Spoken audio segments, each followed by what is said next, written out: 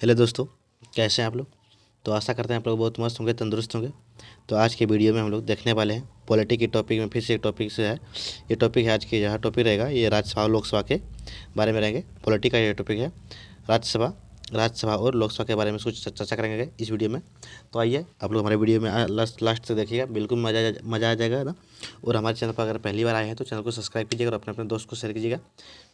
आइए, पहला क्वेश्चन है कि राज्यसभा को अस्थायी सदन क्यों कहते हैं, क्योंकि इसे जो है विघटित नहीं किया जा सकता। अगला प्रश्न है कि भारत में जो है कौन संसद का अस्थायी व उच्च सदन होता है। संसद का जो अस्थायी और उच्च सदन होता है वो कौन होता है, राज्यसभा होता है। अगला प्रश्न है कि वर्तमान में राज्यसभा के सदस्यों की अधिकतम संख्या कितनी हो सकती है, वो 250। कितना हो सकता है, 250 हो सकता है।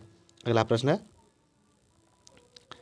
अगला प्रश्न है अगला प्रश्न अगला प्रश्न है कि वर्तमान में जो राज्यसभा में सदस्यों की प्रभावी संख्या कितनी है, वो 245 है। अगला प्रश्न है कि भारत के राष्ट्रपति द्वारा राज्यसभा में कितने सदस्य को मनोनीत किया जा सकता है, वो 12। कितना होगा, 12 को मनोनीत कर सकते हैं। अगला प्रश्न कि भारतीय संविधान के किस अनुच्छेद के तहत राज्यसभा के लिए 12 व्यक्तियों का मनोनीत करता है, वह अनुच्छेद 80 के तहत। अगला प्रश्न है कि राज्यसभा में जो है प्रतिनिधित्व तत्व होता है कौन, राज्यों एवं संघ शासित प्रदेश का जो है होता है वो। अगला प्रश्न कि राज्यसभा में सदस्यों के निर्वाचन होता है कैसा, अनुपारित के अनुसार एकल संक्रमण पद्धति के द्वारा होता है। अगला प्रश्न है अगला प्रश्न है कि राज्यसभा के लिए प्रत्येक राज्य के प्रतिनिधियों का निर्वाचन कौन करता है, वो विधानसभा के निर्वाचित सदस्य करता है। अगला प्रश्न है कि लोकसभा राज्यसभा में गणपति पूर्व यानी कि जो कोरम बोलते हैं उसकी संख्या कितनी होती है, 1/10। कितना होता है, 1/10 होता है। कुल संख्या का यानी कुल सदस्य संख्या का 1/10 होता है। अगला प्रश्न है कि राज्यसभा में गणपति पूर्ण के लिए निर्धारित संख्या कितनी है, वो 25। कितना हो जाएगा, 25 हो जाएगा। अगला प्रश्न है कि राज्यसभा में राज्यों का प्रतिनिधित्व किस बात पर निर्भर करता है, वह राज्य की जनसंख्या पर निर्भर करता है। अगला प्रश्न है अगला प्रश्न है कि राज्यसभा में किस राज्य के प्रतिनिधि की संख्या सर्वाधिक होती है, वह उत्तर प्रदेश का होता है। अगला प्रश्न है कि उत्तर प्रदेश से राज्यसभा के कितने सदस्य को चुने जाते हैं, वह 31। कितना होगा, 31 होगा।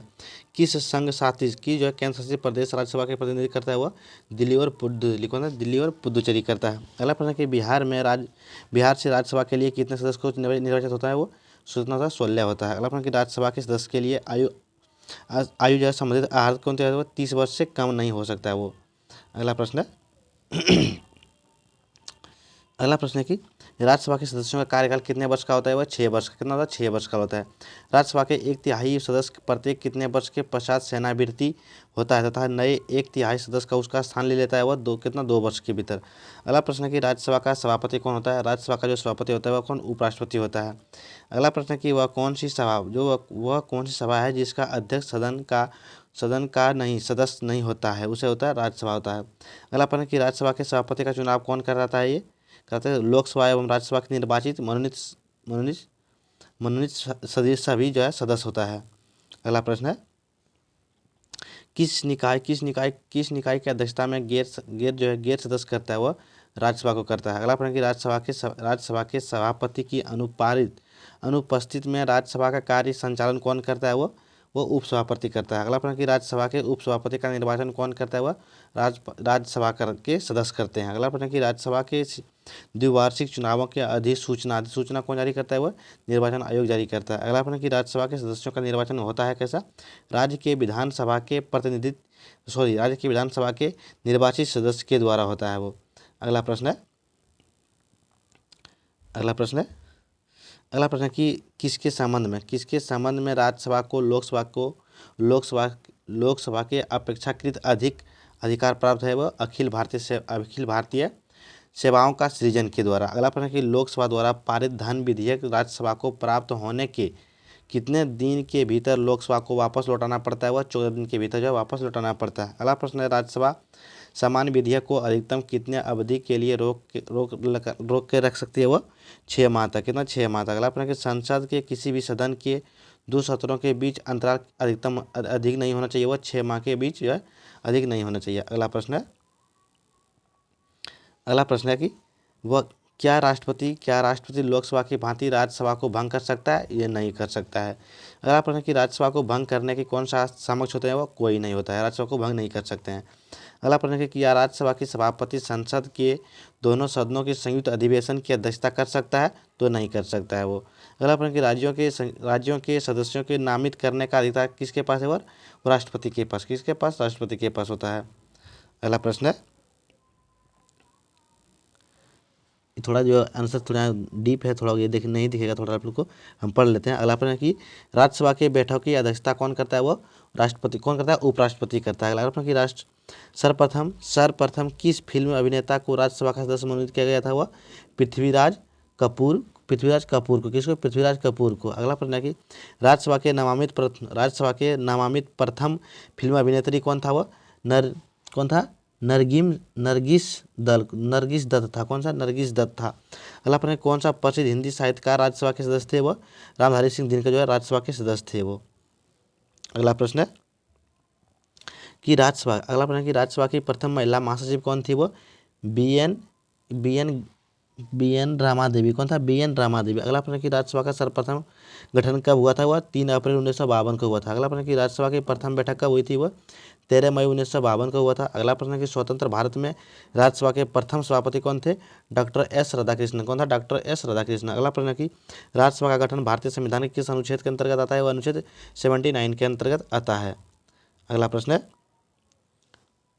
है कि भारतीय संविधान के किस अनुच्छेद के अंतर्गत कोई सदस्य अयोग्य हो जाए तो उसे राज्यसभा की सदस्यता को वंचित रहना पड़ेगा? वह अनुच्छेद 110 कहता है, 101 कहता है। अगला प्रश्न कि यदि कोई सदस्य बिना सूचना के कितने दिनों तक राज्यसभा के अनुपस्थित रहे तो उसका स्थान रिक्त समझा जाता है? वह 60 दिन के अंदर। कितना? 60 दिन के अंदर।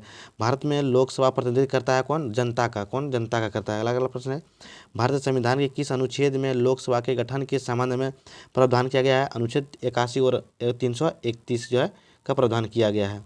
अगला प्रश्न है कि मूल संविधान में लोकसभा सदस्यों की कितनी निर्धारित की गई थी? वो 500। कितना था? 500 में। अगला प्रश्न, 31वें संविधान संशोधन के अधिनियम के लोकसभा के अधिकतम सदस्य की संख्या कितनी निर्धारित की गई है? तो 545। कितना? 545। अगला प्रश्न, लोकसभा के अधिकतम सदस्य की संख्या कितनी हो सकती है? वह 552। कितना हो सकता है? अधिकतम से 552 हो सकता है। अगला प्रश्न कि वर्तमान में लोकसभा के कितने सदस्य राज्य की जनता सीधे निर्वाचित करती है? वह कितना? 530 करता है। कितना? 530 करता है। अगला प्रश्न है, अगला प्रश्न हो जाएगा, अगला प्रश्न है कि लोकसभा की अधिकतम अधिकतम सदस्यों की संख्या कितनी हो सकती है? वह 552 हो सकती है। अगला प्रश्न, वर्तमान में लोकसभा के कितने सदस्य को राज्य की जनता सीधा जो है निर्वाचित करता है? वो कितना करता है? 530 करता है। अगला प्रश्न कि वर्तमान में संघ शासित प्रदेश की जनता लोकसभा में अपने कितने प्रतिनिधियों को निर्वाचन में भेजती है? वह कितना? 19। कितना? 29 को। कितना? 19। कितना होगा? 29 हो जाएगा। अगला प्रश्न कि भारत के राष्ट्रपति आंग्ल भारतीय समुदाय के कितने प्रतिनिधियों को लोकसभा में मनोनीत करता है? कितने? 2। कितना करता है? 2 करता है। अगला प्रश्न कि भारत के राष्ट्रपति द्वारा लोकसभा में आंग्ल भारतीय समुदाय के दो सदस्यों किस अनुच्छेद के अंतर्गत मनोनीत करता है? वह अनुच्छेद 331 के तहत जो मनोनीत करता है। अगला प्रश्न है कि लोकसभा में आंग्ल भारतीय समुदाय के सदस्यों के मनोनीत करने की शक्ति किसके पास होती है? वह भारत के राष्ट्रपति के पास होता है। अगला प्रश्न कि लोकसभा में निर्वाचन क्षेत्रों की सीमा निर्धारित पहली बार कब किया गया था? 1972 में। कब? 1972 में। लोकसभा में राज्यों को किस आधार पर सीट आवंटित होता है? वह जनसंख्या के आधार पर होता है। अगला प्रश्न कि वर्तमान में लोकसभा में प्रत्येक राज्य की सीटों की आवंटन किस गणना के आधार पर होता है? वह 2001 की जनगणना के आधार पर होता है। अगला प्रश्न है कि लोकसभा में राज्यवार सीटों का आवंटन 2001 की जनगणना पर आधारित है। यह निर्धारण किस वर्ष तक यथावत रहेगा? वो 2026 तक का रहेगा।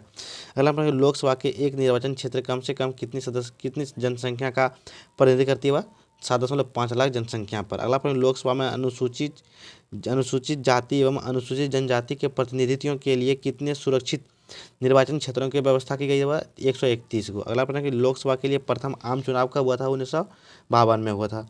अगला प्रश्न कि भारत में अब तक लोकसभा के लिए कितनी बार चुनाव हो चुका है? वह 16 बार हो चुका है।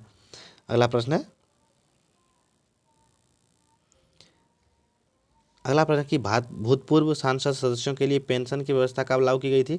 1976 में लागू हुआ था। जब सदन में अंतिम महत्वपूर्ण मामलों पर विचार होता है तो उस समय को कहा जाता है, क्या कहा जाता है? उस समय को शून्यकाल कहा जाता है। अगला प्रश्न कि बजट पहले किस द्वारा पारित होता था? वह लोकसभा के द्वारा पारित होता है। अगला प्रश्न, भारत के कौन सा राज्य सबसे अधिक प्रतिनिधि लोकसभा में भेजता है? वह उत्तर प्रदेश हो जाएगा।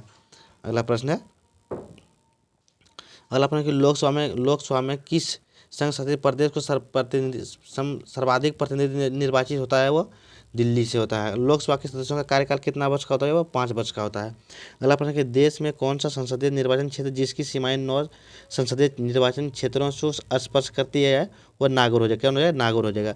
लोकसभा में बैठक की अंतिम तिथि दूसरी बैठक की प्रथम तिथि के बीच कितने समय की अधिकतम अंतराल नहीं होनी चाहिए? वह नहीं होनी चाहिए, अधिकतम 6 माह तक। कितना? अधिकतम 6 माह तक। अगला प्रश्न है कि लोकसभा का विघटन कौन कर सकता है? वह राष्ट्रपति कर सकता है। अगला प्रश्न है, आपात के दौरान संसद लोकसभा का कार्यकाल एक बार में कितने समय के लिए बढ़ा सकती है? वह 1 वर्ष के लिए बढ़ा सकती है। अगला प्रश्न, लोकसभा में कोरम पूरा करने के लिए कम से कम कितने सदस्यों का जरूरत होनी चाहिए? कुल सदस्यों का 1/10 भाग। अगला प्रश्न, लोकसभा के किसी सदस्य की सदस्यता कितने दिनों तक लगातार अनुपस्थित रहने पर समाप्त हो जाती है? वह 60 या 2 माह के अंदर। अगला प्रश्न है कि लोकसभा में विपक्षी दल होने के लिए न्यूनतम सांसदों की संख्या कितनी होनी चाहिए? 55 होनी चाहिए। अगला प्रश्न है कि लोकसभा में मंत्रिपरिषद के विरुद्ध अविश्वास प्रस्ताव लाने हेतु न्यूनतम सदस्य की संख्या कितना होना चाहिए? वो 50 होना चाहिए। अगला प्रश्न है कि संसद सदस्यों को प्रतिमाह वेतन के रूप में कितना रुपया प्राप्त करता होता है? वह 1 लाख। कितना होता है? 1 लाख रुपया। अगला प्रश्न है कि लोकसभा सदस्य अपना त्यागपत्र किसे सौंपता है? लोकसभा अध्यक्ष को सौंपता है। अगला प्रश्न है कि लोकसभा के कम से कम कितने सत्र बुलाए जाते हैं? वो 2 वर्ष में 2 बार। कितना? वर्ष में 2 बार बुलाए जाते हैं। अगला प्रश्न है कि एक वर्ष में लोकसभा सामान्य कितने सत्र आयोजित किए जाते हैं? वह कितना? 3 करते हैं। अगला प्रश्न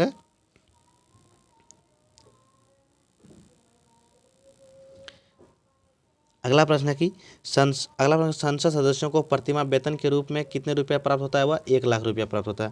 अगला प्रश्न, लोकसभा सदस्य अपना त्यागपत्र किसे सौंपता है? लोकसभा अध्यक्ष को सौंपता है। अगला प्रश्न, लोकसभा के कम से कम कितना बुलाते हैं? वह वर्ष में 2 बार बुलाते हैं। अगला प्रश्न कि एक वर्ष में लोकसभा के समान कितने सत्र आयोजित होते हैं? वो 3 होते हैं। कितना होता है? 3 होता है। यहाँ से अगला प्रश्न है कि लोकसभा की सामान्य अवधि बढ़ाई जा सकती है संसद द्वारा पारित अधिनियम से। अगला प्रश्न कि भारत में शून्यकाल कब शुरू की गई थी? वो 1962 से शुरू हुआ था।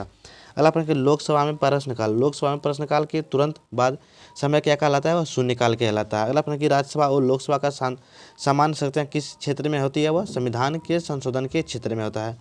अगला प्रश्न कि किसके सलाह पर राष्ट्रपति लोकसभा के कार्यकाल पूरा करने के पूर्व भंग कर सकता है? वह प्रधानमंत्री की सलाह पर भंग कर सकता है। अगला प्रश्न कि किसे लोकसभा के अभिरक्षक कहा जाता है? लोकसभा अध्यक्ष को कहा जाता है। अगला प्रश्न कि लोकसभा के अध्यक्ष कौन चुनता है? वह लोकसभा के सदस्य चुनते हैं। अगला प्रश्न कि अस्थायी लोकसभा अध्यक्ष को कौन नियुक्त करता है? वह राष्ट्रपति नियुक्त करता है। अगला प्रश्न कि लोकसभा का नेता कौन होता है? लोकसभा का नेता जो प्रधानमंत्री होता है, पीएम होता है। किसी विशेष दिन लोकसभा में अधिकतम कितने तारांकित प्रश्न पूछे जा सकते हैं? वह कितना? 20। कितना? 20 हो जाएगा। अगला प्रश्न है कि मतदान संख्या दृष्टि से देश का सबसे बड़ा लोकसभा निर्वाचित क्षेत्र कौन हो जाए? मल्लाक्का जागीरी। अगला प्रश्न कि भारत में क्षेत्रफल की दृष्टि से सबसे बड़ा संसदीय निर्वाचन क्षेत्र कौन है? लद्दाख, जो कि जम्मू कश्मीर में पड़ता है ये। अगला प्रश्न है कि भारत में क्षेत्रफल की दृष्टि से सबसे छोटा संसदीय निर्वाचन क्षेत्र कौन है? वह चांदनी चौक, दिल्ली का हो जाएगा। अगला प्रश्न है अविश्वास प्रस्ताव किस सदन में लाया जा सकता है? लोकसभा में लाया जाता है अविश्वास प्रस्ताव। अगला प्रश्न है कि लोकसभा में अनुसूचित जनजाति एवं अनुसूचित जनजातियों के लिए सीटों का आरक्षण संविधान के किस अनुच्छेद में उत्पन्न कराया गया? अनुच्छेद 330 में उत्पन्न कराया गया। लोकसभा में अनुसूचित जाति के लिए आरक्षित स्थानों की संख्या कितनी है? 84। कितना है? 84 हो जाएगा। अगला प्रश्न है कि भारतीय संविधान के अनुसार धन संबंधी विधेयक पर सर्वप्रथम प्रस्तुत किया गया था लोकसभा में। अगला प्रश्न कि भारत के कौन सा राज्य लोकसभा में अनुसूचित जाति जनजातियों का सर्वाधिक प्रतिनिधि निर्वाचन करता है वह मध्य प्रदेश का हो जाएगा। अगला प्रश्न कि लोकसभा की बैठक किस प्रकार समाप्त की जा सकती है, विघटन के द्वारा, सत्रावसान के द्वारा या स्थगन के द्वारा। अगला प्रश्न है कि मंत्रिपरिषद किसके संप्रदाय कार्य करती है, वह लोकसभा के संप्रदाय जो कार्य करती है। अगला प्रश्न है कि लोकसभा सदस्यों के नियोगित संबंधित प्रश्न का निर्णय कौन करता है, वो लोकसभा अध्यक्ष करता है। अगला प्रश्न कि पोपुल चैम्बर किसे कहा जाता है, वो लोकसभा को जो है पॉपुलर चैम्बर जो है लोकसभा को कहते हैं पॉपुलर चैम्बर। अगला प्रश्न है, ये जो प्रश्न है ये जो देख लीजिएगा यहाँ की ये है कि लोकसभा में राज्यों के केंद्र शासित प्रदेश व प्रतिनिधि कितना करता है। ये उत्तर प्रदेश से कितने आते हैं, वो 80 आता है, वो महाराष्ट्र से 48, ऐसे करके मतलब पूरा जो है जैसे आप लोग बारीकी से वीडियो रोक के देख लीजिएगा। ये देखिए यहाँ वो आपको यह बहुत सारा याद रह जाएगा। उसके अगला प्रश्न है, ये भी है राज्यसभा में, ये वो लोकसभा था का, ये था राज्यसभा है। ये है राज्यसभा का, यानी कितना सदस्य कहाँ से आते हैं राज्यसभा के लिए। सबसे ज़्यादा जो उत्तर प्रदेश का है, यानी 31 है, उसके बाद उत्तराखंड।